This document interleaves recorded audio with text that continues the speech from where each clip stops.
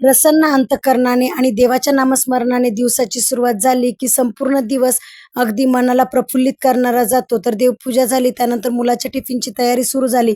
तर आमच्याकडे याला ना डांगर म्हटले जाते. बऱ्याच भागात त्याला लाल भोपळा म्हणतात. तर आज ह्याच लाल भोपळ्याच्या पुऱ्या मुलांच्या टिफिनसाठी आणि आमच्या नाश्त्यासाठी बनवणार होते. याची डिटेल रेसिपी चॅनलवरती आहे. तर या इथे मस्त गरमागरम अशा लाल भोपळ्याच्या पुऱ्या बनवून घेतल्या. त्यानंतर मुलांना नाश्ता वगैरे दिला. पुऱ्या थंड करून टिफिनमध्ये भरल्या. मुलांना या पुऱ्या शेजवान चटणीसोबत आवडतात, पण आम्हा सर्वांना या पुऱ्या आहे ना दह्यासोबत आवडतात. तर मुलांचे टिफिन भरून दिले. मुलं स्कूलमध्ये गेले. त्यानंतर मीही नाश्ता केला आणि बरेच दिवस झाले फ्रिजची साफसफाई करायची चालू होते.